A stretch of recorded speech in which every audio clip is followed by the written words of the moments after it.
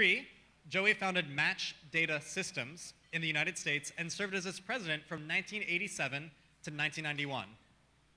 In 2006, he was acknowledged by the Philippine Center for Entrepreneurship as one of the country's 10 most inspiring technopreneurs and was inducted into the Hall of Fame for Microsoft's Most Valuable Professionals program in 2007. I'm from Seattle. Microsoft is a big deal there, so that's actually really cool. So before I have Joey get on stage, if you want to talk and network, can I please ask you to move out of this room and into the lobby out there? That way it's nice and quiet so Joey can have all of your lovely people's attention. And without any further ado, let's give a big round of applause to Joey Gurango. Good afternoon. So how many people here are primarily interested in trying to attract or hire new employees? Okay. And how many people are primarily interested in retaining those that they already have? Okay, so about equal. I guess it's needless to say that the people that you have in your company are probably the main reason you're going to succeed or fail outside of yourself. The assumption I'm making here is that the people listening are either the startup founders or one of the founders or one of the founding members of the team, because not everything I'll be talking about would apply to you if you're an employee and you're not one of the founders. Okay? So assumption number one is that you're a founder. What you're looking for additional employees in your startup are people just like you, that people that share the same vision, that share energy, the same passion, the same interest in what you're trying to accomplish with your startup as you are, right? And how many of you have been fortunate enough already to find at least one other person who basically equals all of that to you? How many of you? Okay. Not too many, which is what I expected. It's very difficult to find somebody else just like you if you're a founder of a startup, okay? And as somebody who's been there and is still there, because I still have several startups that I'm co-founding, a co-founder of, but I also have a fairly large company which has over 100 employees now. I feel what it's like to try to attract a new employee into a small company where maybe it's you, yourself, and I is all the people in the company, and also trying to attract employees into a larger company where you can have a bit of a track record and a bit of success already. And you know what? What I found out is that there's really no difference. Whether or not you're a 4-man or a 3-man operation or woman operation, or you have 100 employees like what I have in one of my companies now, the concerns about hiring new people doesn't really change. The only thing that changes is the scale. You know, whereas when I was doing my first startup, I might be interviewing one guy every month. Now I'm interviewing 3 or 4 people every week. So the scale is different, but the same things still happen. So first and foremost, you do want to find people who share your passion, share your enthusiasm, share the same commitment, but you also have to temper with that reality that you probably aren't going to find anybody like that. So I'd like to share just 3 general learnings, and I'd like to make this as interactive as possible, and then maybe open up for questions, and you can pepper me with questions, and I'll try to answer them as best I can. So 3 key learnings, okay? First and foremost, unless you're an IBM or an HP or an Accenture, it's not about the money. If you think that the only way to attract really good talent into your team is by offering the highest compensation package, you can't. First of all, most of us can't compete in those grounds. But secondly, when it's all about the money, you attract a different breed, a different species of employee. So I wouldn't make it all about the money. It could be all about maybe the benefits, is a better way to put it. Okay? And the biggest benefit that we as startup founders have in what we're doing is the culture of the company, the culture of the business that we're putting together.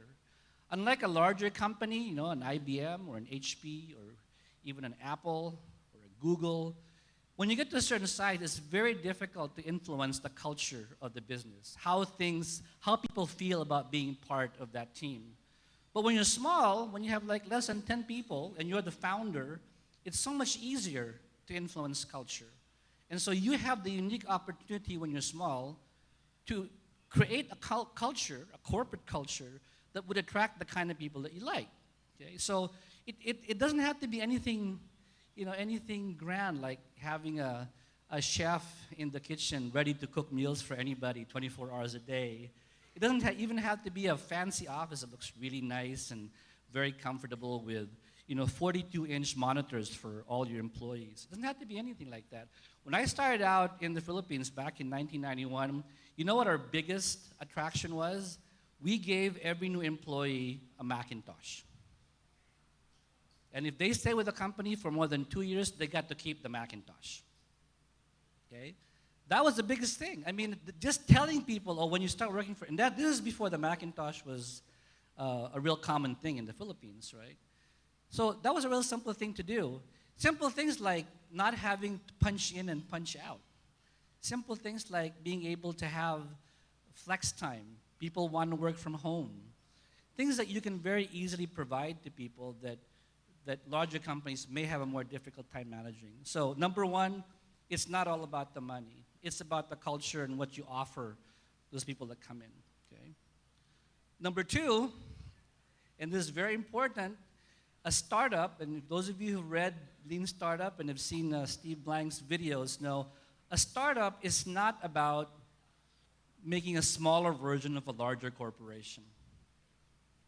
So the one thing that you can do for people to not only attract them but retain them is make sure they understand that your startup is not just a small corporation. Make them feel from day one that they could be a founder, that they could be a decision maker, that they could be somebody who will have an impact. Those are the kind of people that you want to get, the people that want to have a say. In a large corporation, that's not the case. Okay? In a small company, you can be that way. So inclusion, it's part of culture, but you can also have culture that does not have inclusion. So they have to be part of something which they feel they have the ability to move. I'll get to the third point, which is how do you retain them? So you've got the culture, then you've got the non-corporate feel, which is no policies, no hard set policies, no time in, time out, working from home. But the third thing is, okay, you've got them in, they're working for you, they're happy, you're getting what you want out of them, but how do you get them from being poached by another company? One of the biggest problems we had coming to Manila in the early 1990s is that we were developing for Windows, back when Windows 3.1 was a standard. And most companies back then had not yet adapted Windows, so it was pretty good maybe the first 2 or 3 years. But by 1995, when Windows 95 came out, everybody was moving to Windows and everybody wanted our people. So that's the year that we had about 40 employees, and in 1 year we lost 27 of them. That was a lesson learned, that we didn't put in place the things we had to put in place to at least, if not prevent, minimizing that from happening. So what can you do? So obviously, if the people like working there and the delta between what you're paying and what everybody else is paying is not that great, you'll probably be able to retain them. But the reality is there's always going to be somebody out there who would be willing to pay them a lot more. Just recently, we lost 2 of our engineers because some company in New Zealand wanted to hire them, and not only were they willing to pay the bond and all the other penalties we put in the contracts for them to leave us early if they didn't give us proper notice, but they were actually willing to pay for them to relocate, to travel, to get a house and provide them with a car. I mean, it was definitely an offer too good to refuse. So those things will happen. But how do you minimize that from happening? Well, this is now where having good, shall we say, employment policies come into place. And this is where probably the one area that I would suggest forgetting about the rule about not acting like a small corporation. Because when it comes down to protecting your employee assets, you have to have some legal protections. So there's 2 things that I will strongly recommend, even as a startup, even if you're hiring your first employee. that you have to develop. And this is not going to be a nuts and bolts workshop where I tell you exactly how to develop these two things, but keep in mind you need to have them. The first thing is the employment agreement. If you don't have that now, then you're really just leaving your door wide open for a thief to come in and steal all your employees. Every employee you hire must be given and made to sign and made to understand an employment agreement. So things like notice and penalties for leaving and intellectual property and non-disclosures, all that stuff might sound like a whole bunch of legal mumbo-jumbo that's not important for a startup, but believe me, the first time one of your employees comes to you and tells you, I gotta leave, and I gotta leave on Monday, and it's Friday, because some company is willing to double their salary, you'll realize how important this is. The employment agreement needs to be put together, needs to be presented to them, needs to be understood by them, needs to be signed by them, and because we're in the Philippines, needs to be notarized. At the very least, I have found that having that sort of legal protection in place, understood by the employees, reduces our poaching rate by at least 50%. Just having that, because people start thinking twice once they have that. The other nice thing about having that is that when people working for you start thinking, even considering leaving because of something else, they will think long and hard before they pull the trigger. So here's a typical example. As part of the employment agreement, we state there that if we send them to some kind of training which is fairly expensive, especially if it's out of town, that part of the cost of their compensation and the training will need to be applied to a bond which will be in place for 1 year. Meaning, if they leave the company prior to 12 months, after the training is completed, they have to pay the company back that bond. Okay. Net effect of this is two things. Number one, people tend not to leave within 1 year of signing this bond. The second thing, though, is that people who are thinking about leaving already will not put through the anguish and the expense of allowing you to send them to a training because they know this bond's going to be required of them. So it gives you more time, I guess, more notice if people are really thinking about leaving. So this whole employment agreement thing and the use of bond is pretty important. That's the first thing. The second thing about retention, which again is sort of a legal thing, is that besides them understanding the agreement and signing it and having it notarized, it's very important that people understand that you are willing to enforce it. Now, in our case, it wasn't too tough because remember that year I told you about when we lost 27 out of 40 employees? Okay? We did go after every single one of them. Every single one. Now, I can't tell you that we were successful in getting bonds out of all of them because we didn't have an employment agreement, remember? But we did make an effort. And after that, kind of word got around the organization that we were serious about the whole employment thing. And when we started having people sign employment agreements, they realized that, well, they were pretty serious about it even before the agreement, so now they're going to be even more serious because there is an agreement. Okay. Because whether you know it or not, in the Philippines, according to the Department of Labor, even without an agreement, you're required to give your employer 30 days notice. It's a requirement. Okay? And there are penalties that are protected by law if you break that. So it might sound like the whole retaining thing, my third topic, is about legal protection. But really, when you get right down to it, that's what it will be about. It's about the legal consequences of leaving. If your culture is strong and your employees are happy and it's not about the money, then you don't have to worry about them leaving. But when they do start thinking about it or they're being enticed to, and generally what I've found is that it's somebody enticing them to. Very few of our employees have ever left of their own volition to go. As a matter of fact, I can honestly say in the past, I'd say at least 10 years, we have not lost any employees in my big company to other companies in the Philippines, unless we fire them. Okay? The ones who've left on their own volition have not joined other companies. They have gone overseas, which is not much we can do about that. Okay? But I think that's because of the way that we treat our employees and the way that we have our employment policies protected by legal documents. Okay? So if you want to minimize it, that's one way to do it. And you'll find that a certain percentage of employees, once they see the legal agreement that they got to sign, knowing you're serious about it, will end up turning down the job, which is what you want them to do. The worst thing that can happen is you hire somebody, they come on board, and after a few months they leave. You've wasted all that time. The cost of replacing an employee is generally quite a bit more than the cost of retaining them.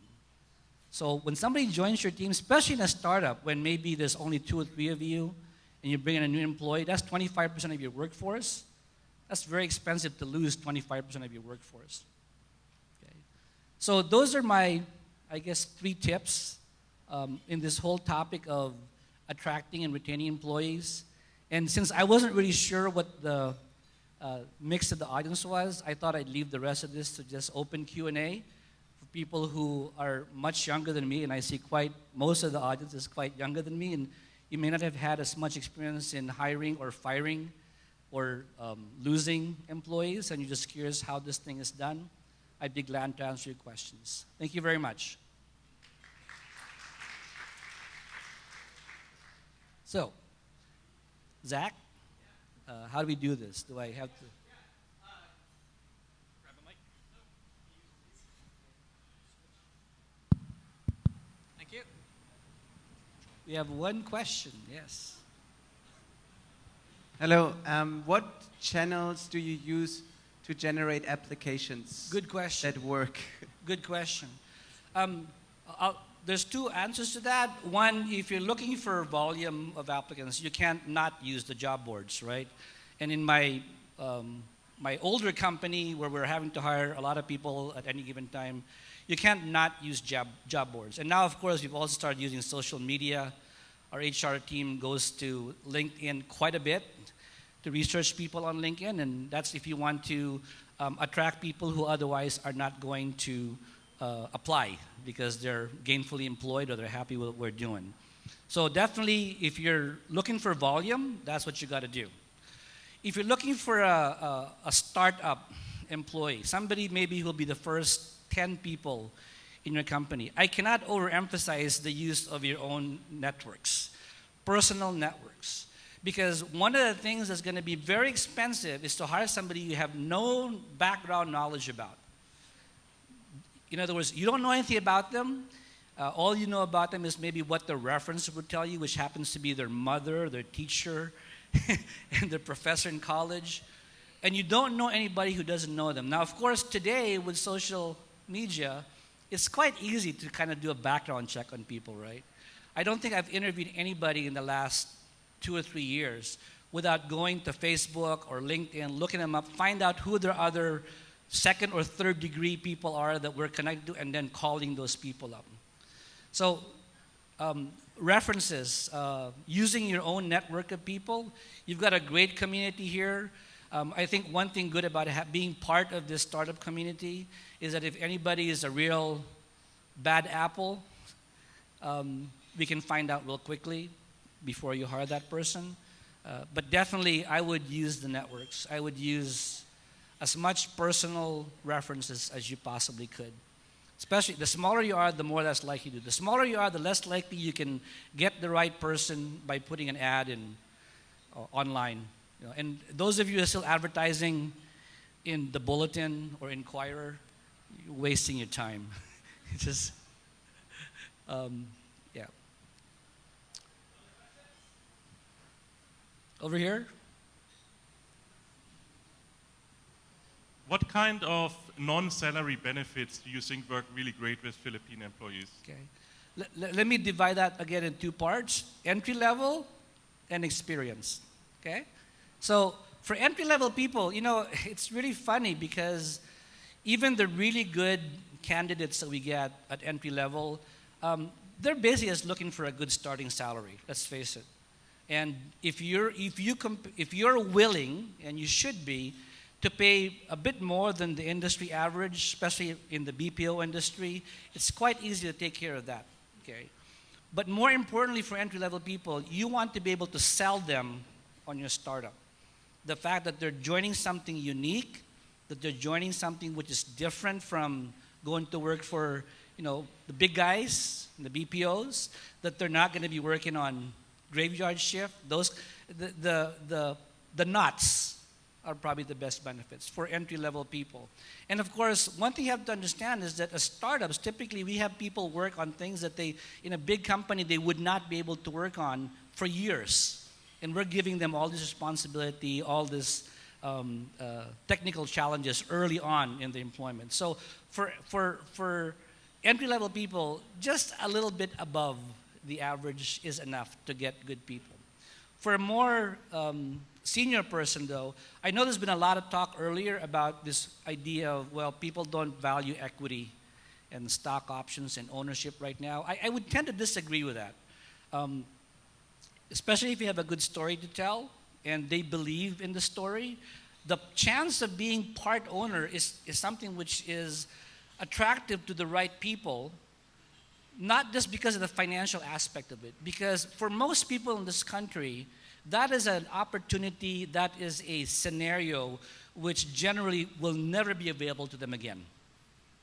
So the fact that one benefit is, especially if you're a startup, is to offer that, to make it very, and it's not just like a verbal offer, it should be part of the employment offer. It should be part of, if this, and this happens, you will get this much equity in the company. And you'll find that it's not about valuation or how much it's worth, but the fact that they might become a part owner in what could be a very successful company. 99.9% of the people in this country will never have the opportunity to do that. So if they're not attracted to that, then you have to question, are they the right person to bring in? If they're attracted to that, then you've got a good guy. You've got a good guy or gal to join you. Other benefits can be simply all the non-corporate stuff.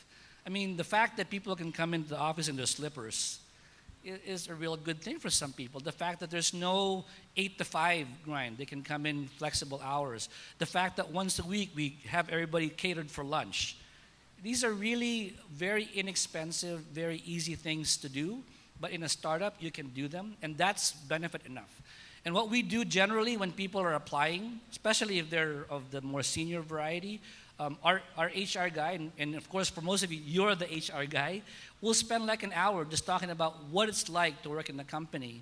And even more attractive is we actually find a buddy, maybe somebody else who's running the company other than the owner, and say, I'd like for you to spend like half an hour with this guy so he can tell you what it's like for him to work in the company. Let your own existing employees, if you have any already, sell the benefits of working in the company. So nothing highfalutin. You don't have to have a Googleplex to attract people in the Philippines. All right, can we get one more question? Make it a good one. You choose. You can pick. No, you pick. You're the speaker. Okay, over here. He's in front, so he can ask the question. Hello, Joey. Of course, we hear a lot of stories about startup owners being fired too. Well, probably towards the middle of the life of the company. But can you share your thoughts on this? About the startup founder being fired? It's never happened to me, so I don't know how much I could share about that. Are you talking about the possibility of that happening? Well, first of all, if you're a bad founder, most likely the startup's not going to succeed, right? So you're fired by virtue of default. The company will go bankrupt. But if you're a not so bad founder, that scenario typically happens when other owners come in. So when you have a round of investors and they end up having a substantial ownership in the company, then that could happen. To be honest, I've only seen that happen once in the Philippines. I mean, I'm not saying I know all the things that go on, but I keep a close eye on what's happening with companies for the past 10, 12 years, and I've only heard of one situation where the startup's founder, after, in that case, 4 years, got booted out by the owner, by the new shareholders. Okay, so not something I would worry about too much, because most of us don't even get to that point of getting people to own majority of our company. Okay, we done? Okay, thank you. I'm here for the rest of the afternoon. If you want to approach me and ask questions, be glad to entertain them. Thank you.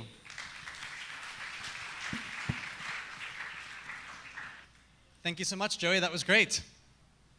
Our next speaker is currently a partner at a consulting company called Lyft, where he helps build products and consults with large companies to help them move faster and think more like startups. Before Lyft, he was a core part of the Startup Weekend team in Seattle, and he was in charge of hacker relations. So he did a lot of work with Google to run a bunch of pre-event boot camps and teach people about cool platforms, APIs, and technologies that they can use in their Startup Weekend projects. He was recently in the Philippines running the Startup Weekend Cebu and Startup Weekend Davao, and he had an awesome time, so he's returning to the Philippines for this event here. So everyone, welcome to the stage, Zac Cohn.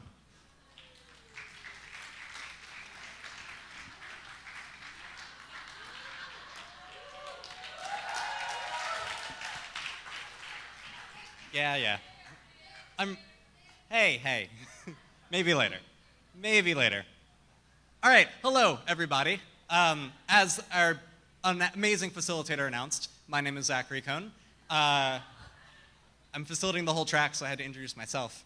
And I'm here to talk specifically about corporate innovation, so how big companies can think and act more like startups. But this is a lot of really good stuff for startups as well, so it's really going to be applicable to everyone in this room. So I want to start off with a message to any big companies out there.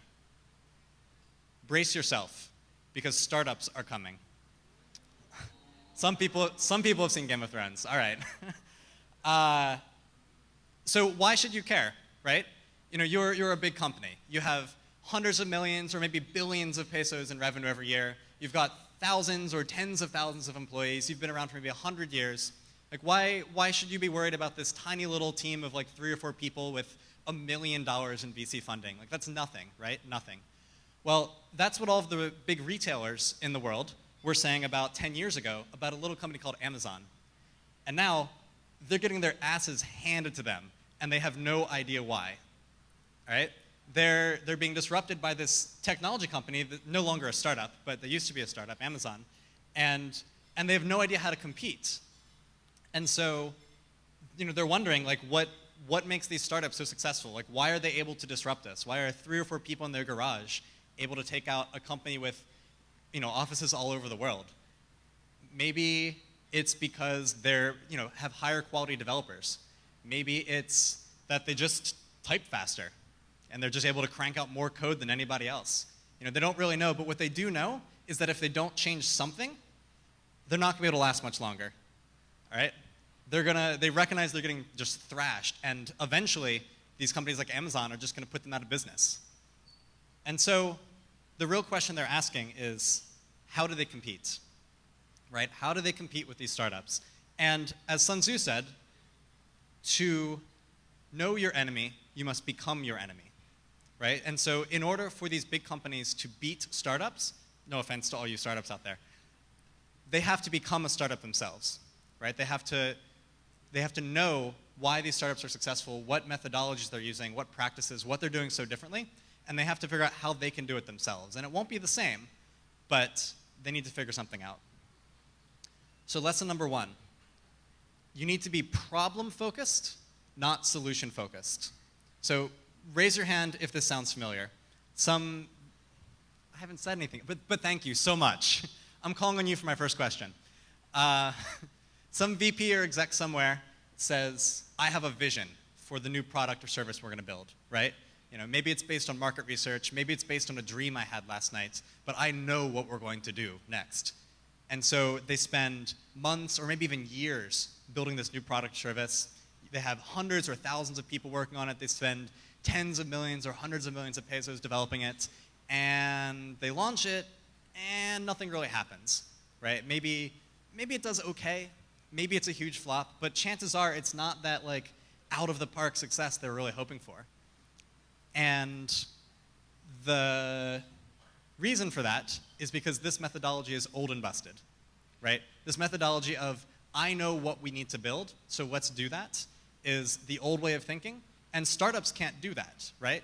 A startup has one shot. Maybe if you pivot early enough or fast enough, you get 2, maybe 3 shots in kind of like a similar area, but you really get one shot. And a big company, they can afford to miss a few times, right? They can afford to launch a product that doesn't do so well because they've got like 50 other things going on. So if they want to keep competing, they need to stop being okay with these massive bets that are misses. And so the real question is, there's a lot of stuff that people don't care about. People don't care about corporate initiatives, right? They don't care that you have decided that as a company you're going to be more like this. They don't care about internal politics. They don't care about industry trends. And honestly, most people don't even care about features or technology. What customers really care about? No. What people really care about is having the problem solved, right? So if I have a dog and my dog smells bad, right? I want my dog to stop smelling bad. So I don't care if I'm using germs or microbes or nanobots to go in there and kill those little smell germs. I just care that my dog doesn't smell bad anymore. I don't care about any of the other things around it. I just care about my problem and it being solved. Because when it comes down to it, I have a life to live, right? As a person, as a consumer, as a customer, I have a life to live, and your product's only job is to make my life easier to live. It's the only reason people buy things, is to make their lives better, right? Or to fix a problem. So that is the new hotness of product development.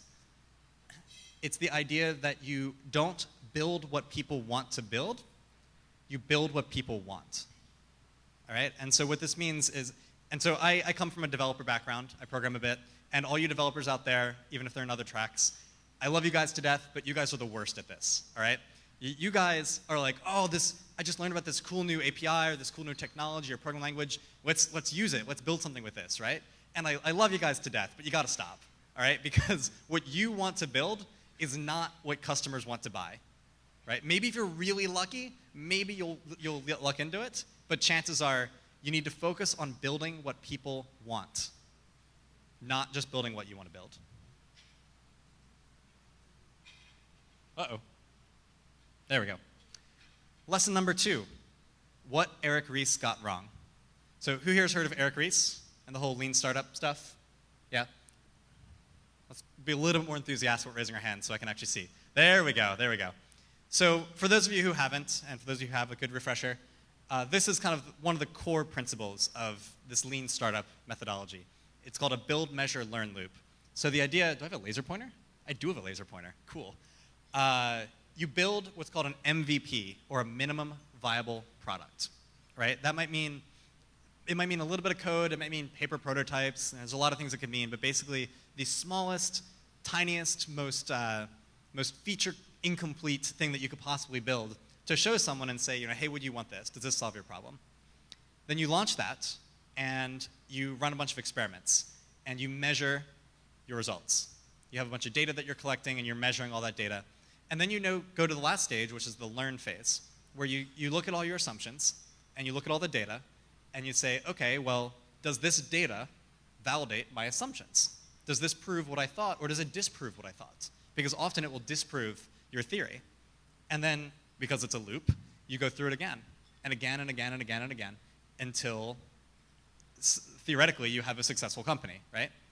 So the problem with this is it actually takes a fair bit of time to build something, even if it's of an MVP. Maybe it only takes a weekend, but that's 2.5 days at a startup weekend, right? It takes a little bit of time. Then you measure, and then you learn. It takes a little bit of time. So what if you could just learn? What if you could skip the build phase? And what if you could skip the measure phase, too, and just learn? And the way to do that is by talking to people. And I'm going to rag on developers again. You guys are going to hate this. I'm sorry. I'm so sorry. But you need to go talk to people to validate or invalidate your assumptions. This comes from a methodology by a guy named Steve Blank, which is called customer development. So his whole thing is have an assumption. Let's go back to the dog smelling bad example, right? So maybe my company I want to build is a shampoo to make dogs not smell bad anymore. So that's my assumption, that people want this shampoo to make dogs not smell bad. So instead of going to build a shampoo and then go out and test it on a bunch of dogs, what if instead I go talk to someone and I'm like, hey, do you have a dog? And say yes. Great, she has a dog. Awesome, fantastic. Does it ever smell bad? And you're like, yeah, sure, it smells bad sometimes. Like, doesn't it suck when your dog smells bad? Yeah, exactly, right? So what if I had a way to make your dog not smell bad anymore? Does that sound interesting? Yeah, it sounds interesting. It's like, cool, well, would you be interested in buying, a shampoo for maybe $10 that makes your dog not smell bad anymore? And you're like, yeah, maybe I'd be interested in that. And so great, validated, right? Idea validated. My business will be a success. But let's take a different approach. So what if I come back and I say, do you have a dog? Because you're useless if you don't have a dog. Not that you're useless, but you're useless to me. And so I'm like, great, well, what sucks about having a dog? And maybe she says, it really interferes with my social life. I have to come home after work, and instead of hang out with my coworkers, I have to go walk my dog and make sure it goes to the bathroom and everything like that. I'm like, oh, interesting. Tell me more about that. Let me talk a little bit more. And then I'm like, okay, well, what else sucks about having a dog? And she's like, well, my dog sheds everywhere. And then whenever I go out, whether it's to work or to the bar or whatever, I'm just covered in dog hair all of the time, all of my clothes, and it's really frustrating. I'm like, oh, okay, tell me more. What else sucks about having a dog? And then they're like, well, it's kind of embarrassing to admit, but my dog has some behavioral problems. It doesn't like strangers, it bit a couple people, and I don't know what to do about that. And you're like, oh, okay. None of those things where her dog smells bad, right? And so this is a theoretical example, but I've seen it play out at startup weekends thousands of times where, you ask, do you want a shampoo that makes your dog not smell bad? And they're like, yeah, I guess. But you ask them what their top 3 problems are, and they don't mention their dog smelling bad. So maybe they would buy a shampoo that makes their dog not smell bad, but maybe the market for that is this big, right? But if you build a shampoo that made their dog not shed anymore, maybe the market for that is this big, right? And so you never really would have found that with the lean startup build, measure, learn loop because you're optimizing locally, which is not what you want to do. So step 1 is talking to people to learn about their problems. And I'm actually going to give you guys a secret. I'll tell you what step 2 is. Step 2 is build a product that solves those problems. All right? Another great example of when this can be useful is, I'm sure everyone has been in this situation where you're in a big team meeting and you've got maybe 2 or 3 or 10 or 20 people there, and people start arguing. Should we include feature X? Should we do this or that? Or should we market it this way or that way? Where should we spend our time? You can argue and conjecture and say, well, I think that customers want this, or it makes sense that our consumers would want that. Or you can just go talk to people and then have facts, right? You can say, well, based on my conversation with John said that he needs this, this, and this, or that his problem is this. And based on my conversation with Minette in Manila, she said that this, this, and this. And so let's make decisions based on facts and not decisions based on conjecture. Lesson number 3, 100 startups fail and 1 succeeds. So Bowen mentioned this in his talk yesterday. In Silicon Valley, all the low-hanging fruit is gone, right? And so any problem is probably a pretty difficult problem. And even with that, there are 100 companies working to solve that exact same problem at any given time, any problem, right? And so what ends up happening is most of them die, but occasionally, one will succeed.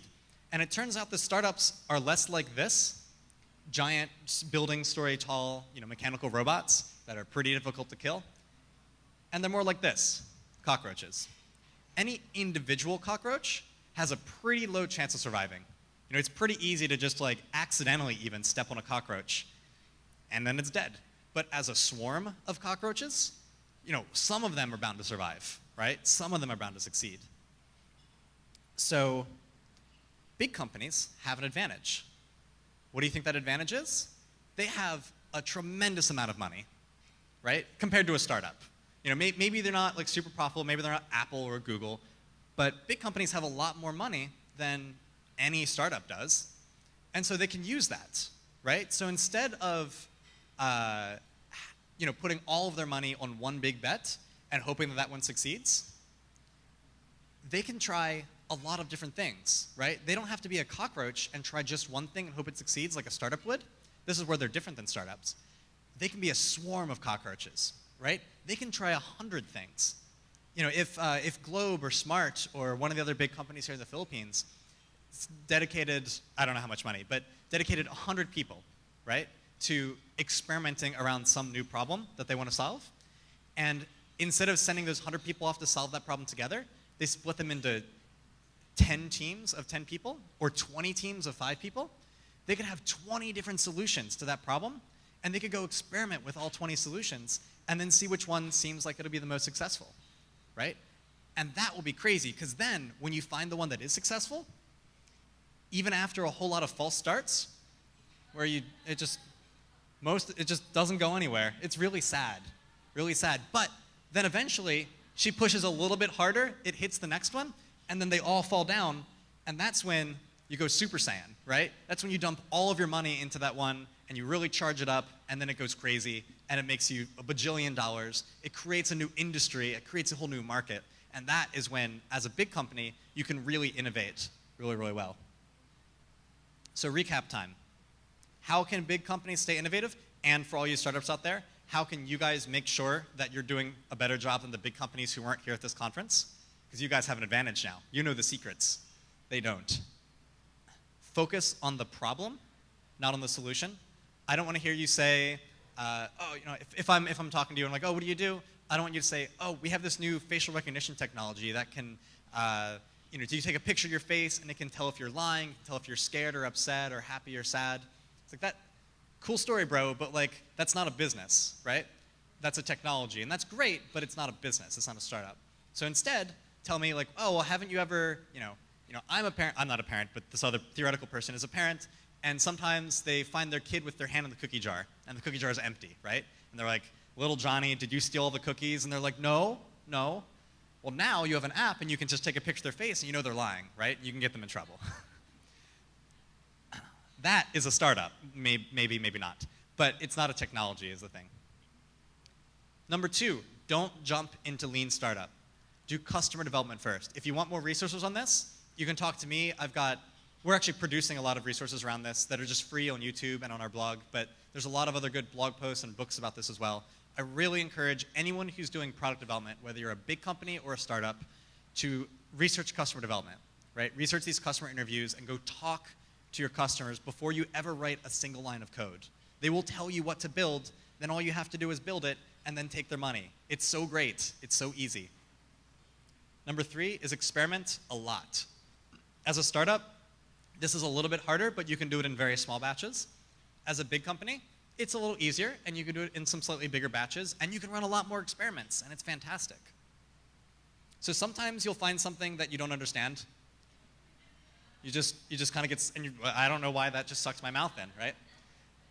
And sometimes, it's a little bit dark, but sometimes things won't go the way you planned, right? And you're making a pot, and then all of a sudden your head explodes, and then the pot falls apart. Worst day ever, right? Worst birthday ever.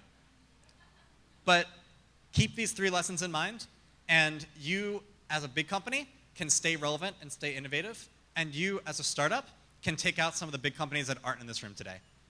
So in conclusion, I was going to tell one last story, but I want to give you guys a choice. Do you want to hear another story, or do you want to see another backflip? Backflip? All right. Cheer if you want to hear a story. Wow, no cheers at all. Wow. I said cheer, and you guys raised your hand. Disqualified. Disqualified. Cheer if you want to see a backflip.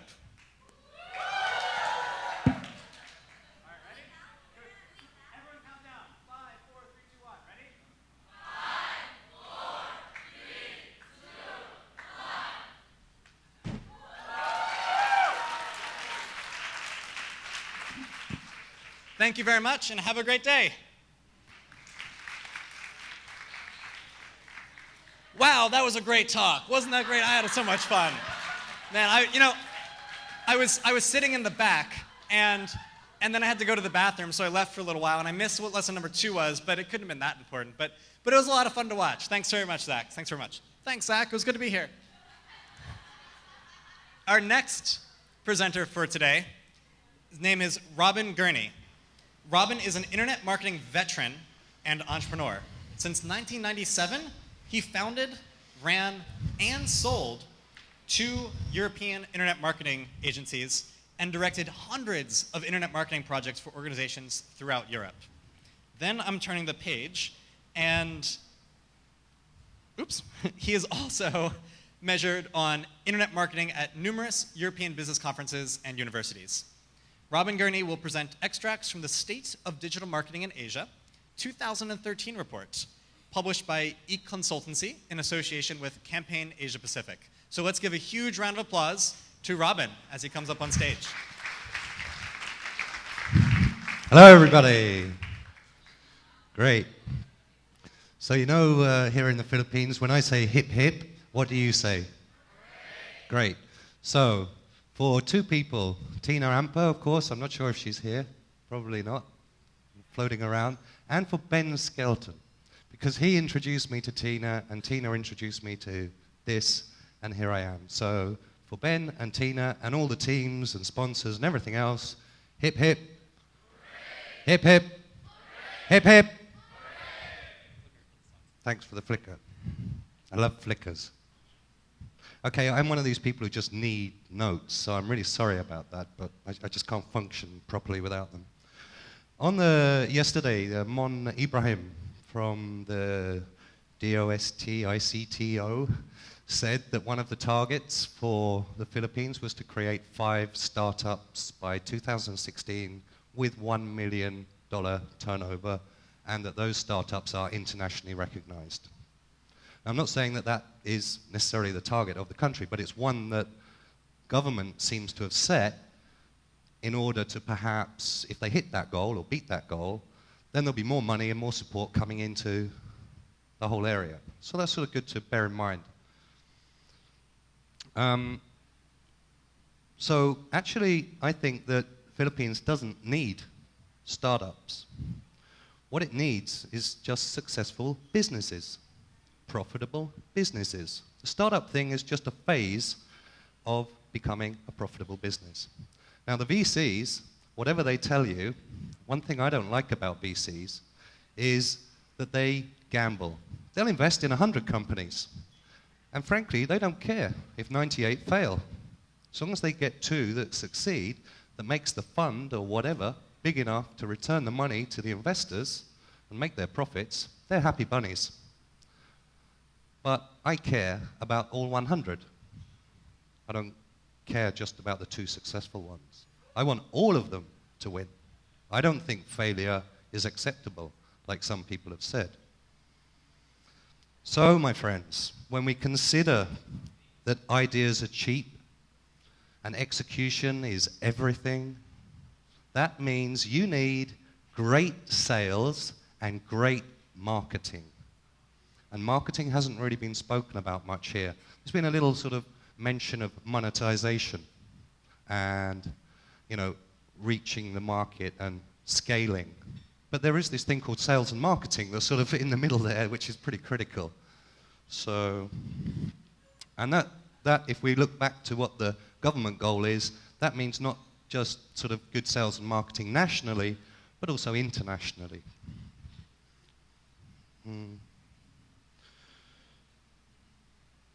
Now, well, which one do you press? That one? No? That one. Okay. So the State of Digital report is pretty detailed.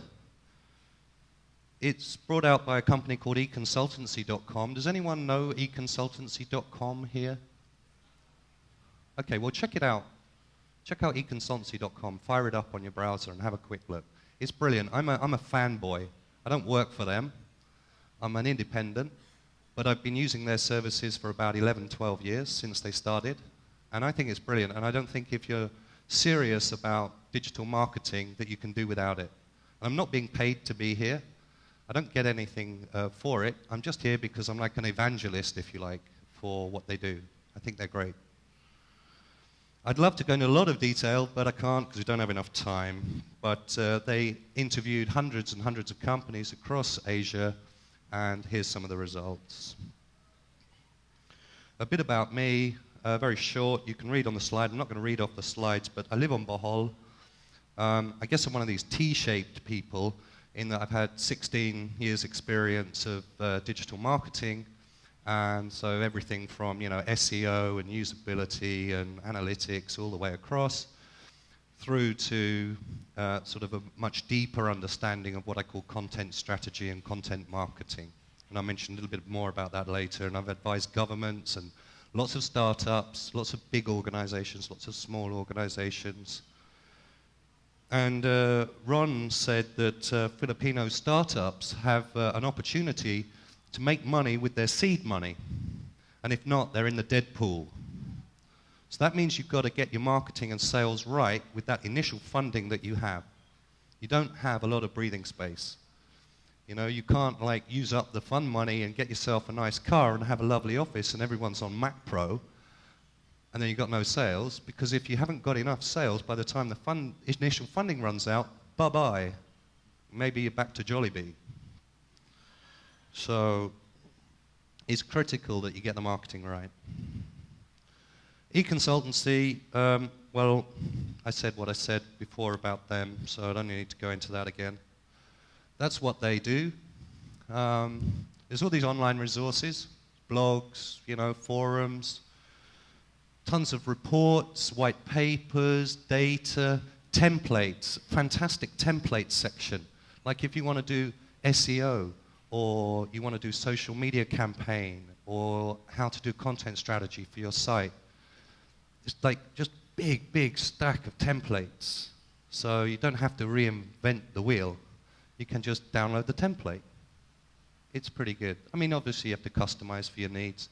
Run lots of conferences, roundtables, trainings, one-to-one consultings. They don't actually own any consultants. They just refer out. And so they're sort of independent in that respect. If we look in Asia now, this report was released about 6 weeks ago. And digital marketing in Asia is capturing a greater share. We can see that 42% of the companies surveyed plan to increase their overall marketing investment in the next 12 months, but 66% plan to increase their digital marketing expense. And for comparison, only 19% of companies plan to increase their traditional marketing budgets. 19% increasing traditional budgets, TV, print, radio, 66% increasing digital. It's a growth area. Don't need to tell you that, but it's still important because this is not research based on startups. This is research based on companies and organizations, which include very big ones and very small ones.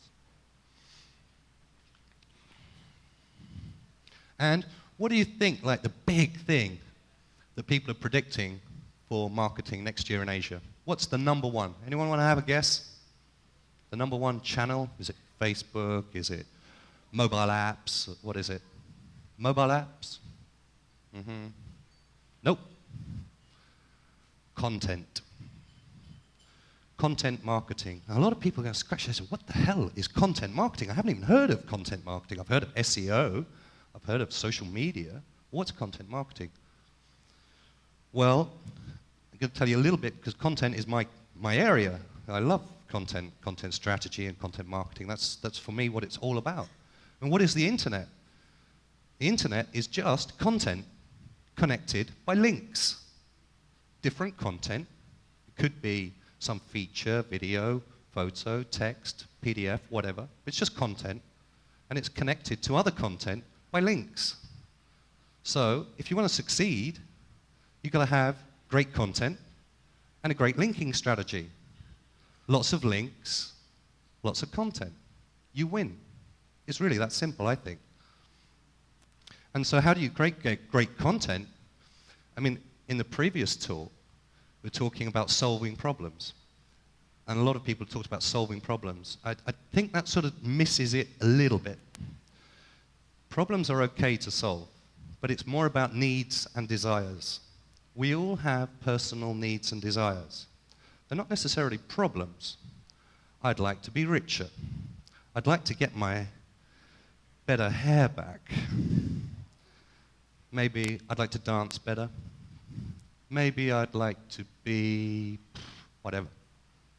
These are desires. They're not needs. They're not problems as such.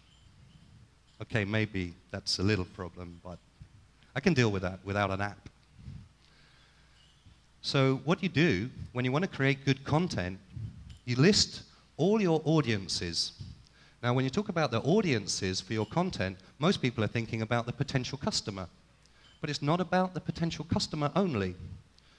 Anyway, let's just talk about the potential customer first. So you have a potential customer for your product, your service, and you're thinking about what am I going to put in my app or on my website or whatever that's going to persuade these people to download, hit the buy button, whatever. What am I going to put there that's going to make them get it and buy it and download it and share it and tell people about it and make it all go wow? So you list your potential audiences, and you do it with like personas. So there's Jeremy, age 45, works in an office. You describe him. You take a fake photo from the internet, and you have a little persona. Now, what are his needs and desires? He wants a better job. He wants promotion. He wants to find a new wife because his old one, well, didn't work out. He's got to get his kids in school. And he wants to go to Formula One once a year. He'd love to see Liverpool, Manchester United in a cup final. And so these are his needs and desires. So if you can put things on your website or in your app that make him think that you can satisfy his needs and desires, then he will have a closer look. If you don't think it's going to satisfy your needs and desires, he's not interested. He's gone. He doesn't care.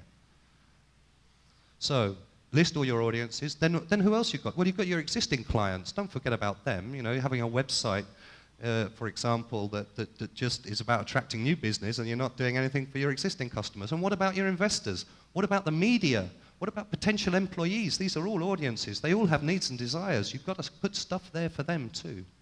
And I'm talking mostly about websites here.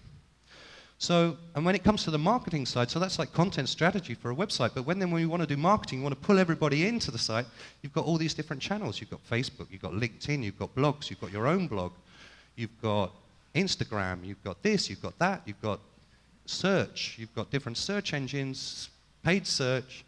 You know, it's just endless. There's 50 channels. What are you going to put in those channels? Well, you're going to put content in those channels. You're going to put content again in those channels. So you have to decide which content. So you need like a spreadsheet then, don't you, of all the different content and a schedule of when you're going to publish that content to each of those channels to generate those links to point to your fantastic content, which is persuasive and converts people to action and makes them buy the stuff so that you can get the next round of funding. Okay. So don't tell people what it is, demonstrate it. Be an internet marketing ninja with content. So, a question was asked, you know, do you agree or disagree with the following statements? I don't know if, can you read that? I don't really like reading from slides, but around 2/3 of client respondents said that they expected their digital marketing to be more measurable. Okay, so measurability of digital marketing activity is on the up in Asia. 2/3 of companies plan to measure better. And 63% of companies said they will be investing heavily in experimentation in digital marketing. Which digital channels are the killers? So content marketing is like the big new thing. That's the one that's sort of hitting the wave, if you like. But still, email is the killer app. Email's not sexy. You know, people talking about sexy, not sexy. Well, email's just about as boring as it gets, really. But who doesn't use email? If I took away your Facebook, oh, you'd cry about it. If I took away your email, oh my God, you would be in serious pain without email. So email marketing and harnessing the power of email for your business should not be underestimated. I've run thousands of campaigns, thousands and thousands. And I can tell you the best results come from email. It's the first thing you do. Then you do your search and your social and everything else. Get your email strategy right. SEO, search is very important. Social media is declining. It's a lot of fun, but where's the money? Where's the payback? You know? Filipinos spend, 8.5 hours a day online, and probably 6 of that's on Facebook, or maybe 7.5 or 8.5 of that is on Facebook. So how many people here click on ads on Facebook? Okay. How many people follow a link on Facebook and spend loads of money? Great. So, my point. What? Okay, so mobile. Mobile channels, you know, which mobile channels or technologies are people using for marketing in Asia right now? Unsurprisingly, mobile apps lead the way. SMS is diving. SMS usage is diving as a marketing tool. Mobile advertising is up 10%. Not a lot. You know, keep on hoping for the explosion in mobile advertising. It's not there yet, but it is creeping up. Digital budgets. We talk that people are going to invest more, and yeah, 66%, slightly down on last year, plan to increase budgets in digital. So this is okay, but why is it not more? Why is 1/3 of companies not going to invest more in digital? What is wrong with them? What is it? Did they interview people who work in the market selling fish? I don't think so. These are big companies or medium-sized companies who are online. They are active online, and 1/3 of them are not going to invest more in digital. What don't they get? So maybe some people don't understand the potential. Maybe the management, you young guys, you think, yeah, look, I get it. You know, shut up, Robin. I know that digital's good. But the guy who isn't here, if you're a large company, the CEO who's already got his nice place and everything, does he get it? Does he get digital? Does he care? So when they asked, I think there needs to be more compelling evidence, very general evidence presented to this hierarchy in the Philippines of business people. Because if you're going to generate an ecosystem for startups, it also helps that traditional companies are making money from digital too. You know, everybody can make money from digital. It'll boom the whole economy. You don't have to just let the startups succeed. You've got to help the traditional companies too. And if you're in an agency world like me, then of course, you know, you make money from helping all sorts of companies, and you're not fussy whether it's a startup or Jollibee. You know, in Bohol there's the Island City Mall, and I don't think they have a website. You know, it's the biggest shopping center, and there's so many proven strategies for making money for shopping centers. Shocking. And it's because they don't get it. So what are the other barriers, you know, to further investment? And I think someone said this earlier about, you know, selling the culture of a startup and switching the culture of traditional companies to more startup mentality. Well, that is the number one reason and the number one barrier to investment in Asia is company mentality. That's what's holding it back the most. The other thing is that they just don't have the staff to operate the digital investment. There are not enough people with the skills. They don't know how to measure what they get back, so they throw money in, but they don't measure it properly, so they don't know what the return is, so they're not going to throw lots more in. They go, oh yeah, it sort of worked. And they also, you know, probably due to a little bit of where's the money, reliance on traditional media. You know, because the traditional media world is very sort of tied up with backhanders, not in the Philippines, everywhere in the world. And so, you know, still people wasting money on traditional media. So you can see the rest there. So the point is that there's a lot of good evidence coming out of the need for training, education in digital marketing. People don't know enough, and the people who do know enough, there are not enough of them. So when surveying the people and sort of just doing like a little map,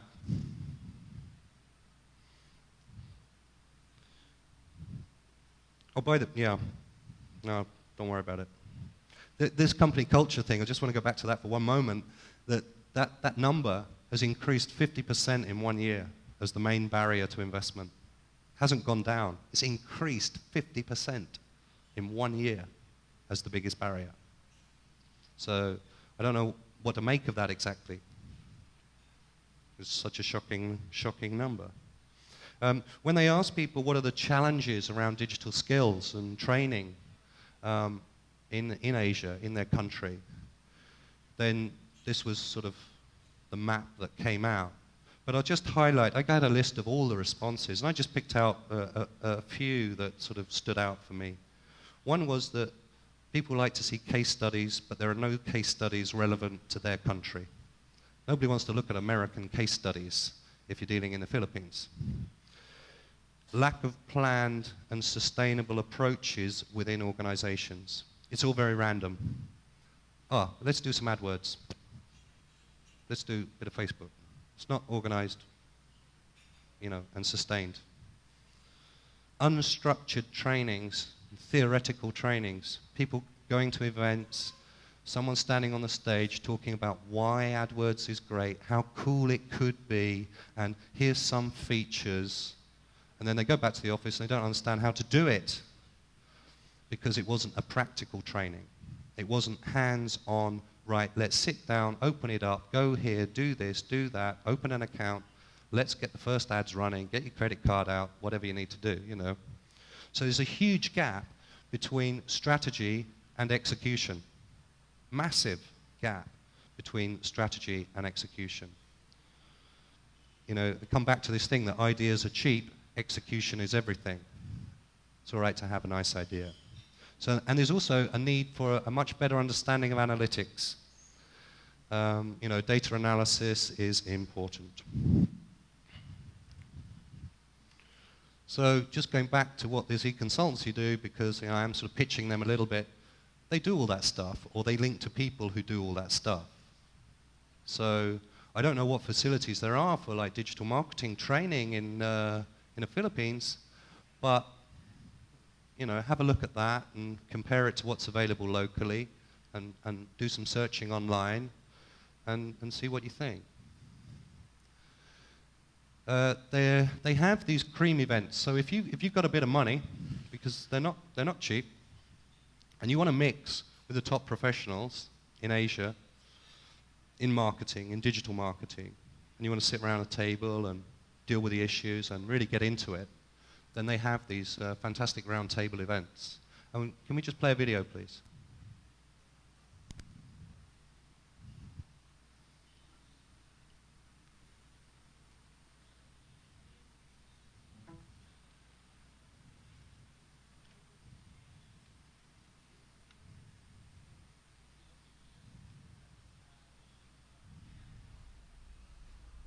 Technical hitch.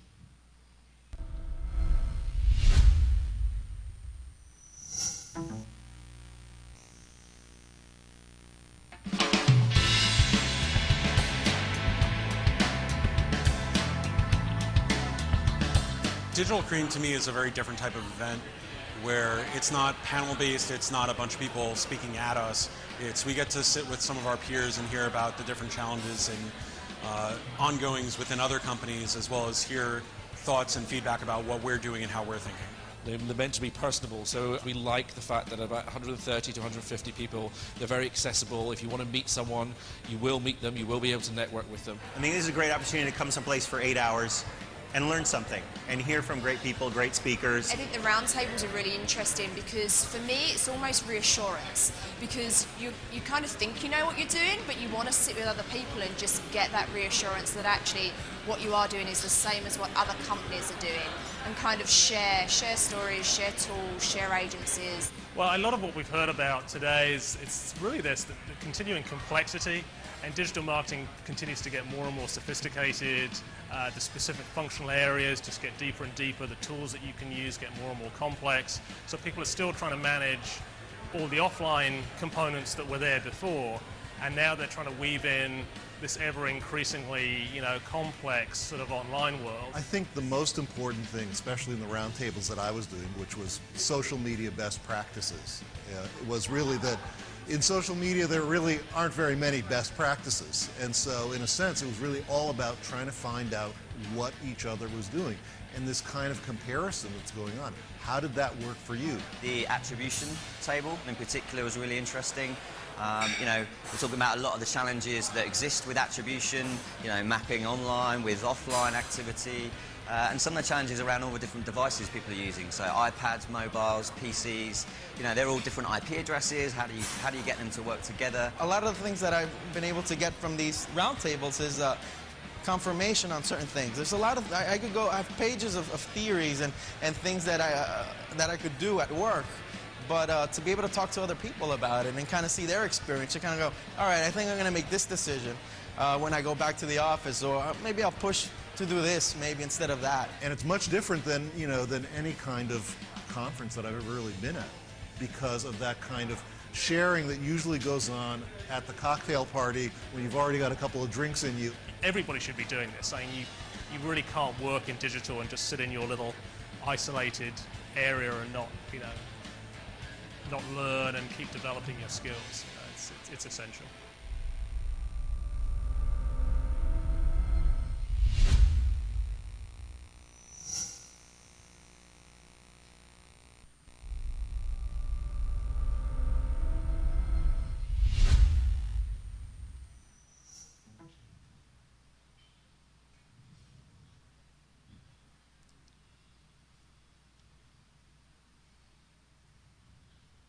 Okay, flip back to the presentation for 2 more slides and then we're done.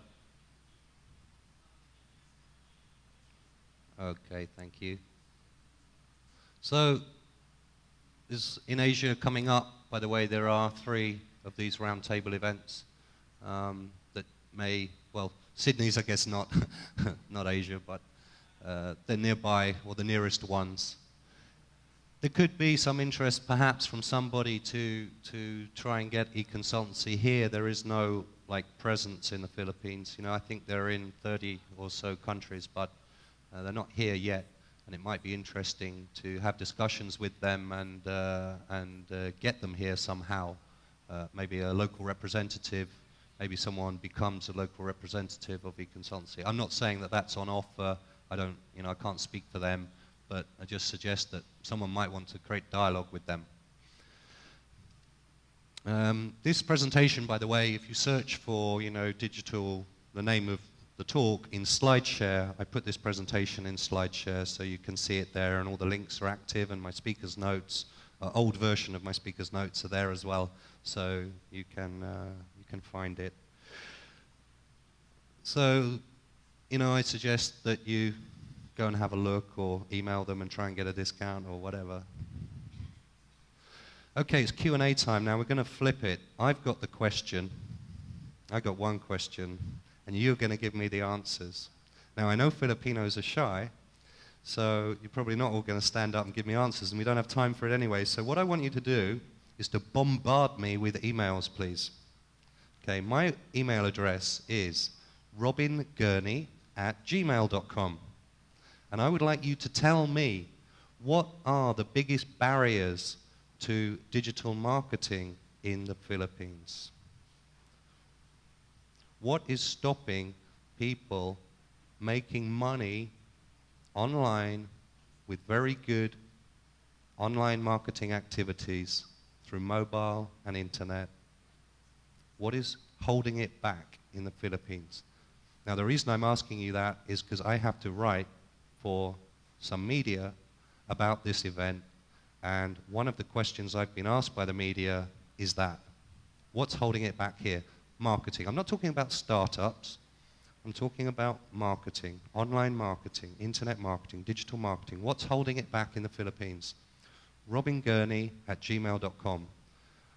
If I like what you've said, or I think it's interesting what you've said, I'll contact you back and say thanks anyway. But if I want to use what you've said, I will ask your permission first. Okay? I will not use what you said and put your name on it without your written permission. Okay? So feel free to just contact me and just give me your thoughts. And if I want to have a dialogue with you or expand on it or use it, I'll ask your permission first.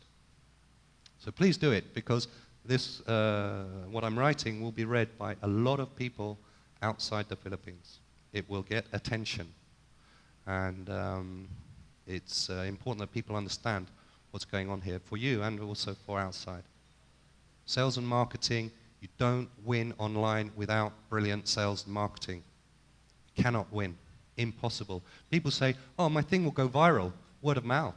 But even if it's, okay, maybe that's true, you have brilliant word of mouth, a viral thing, you still need to facilitate it. You still need to enhance it. You still need to nurture it. And you need to know how to do that, even if you just rely on word of mouth. I mean, I don't think that's just enough, actually, word of mouth, but you know, even if you just did that, you still, there are skills around that. Okay, thank you very much.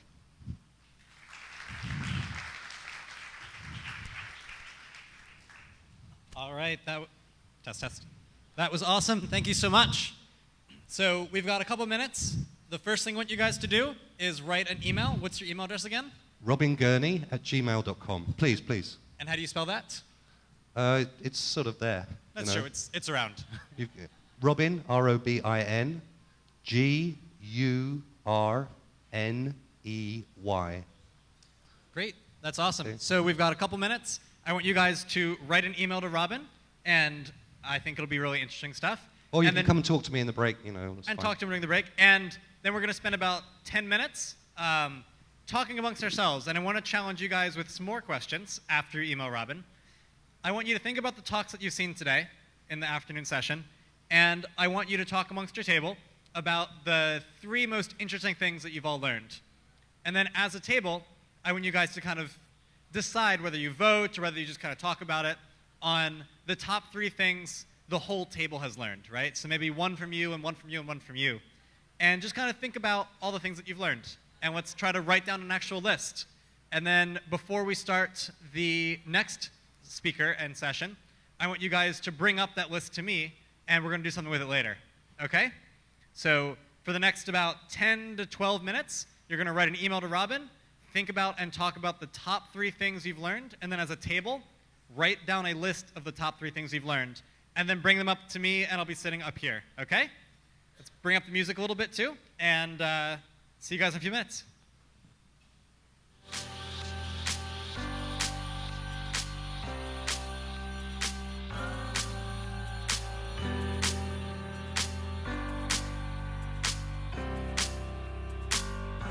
I feel so close to you right now, it's a force field. I wear my heart up on my sleeve like a big deal. Your love pours down on me, surround me like a waterfall. And there's no stopping us right now. I feel so close to you right now.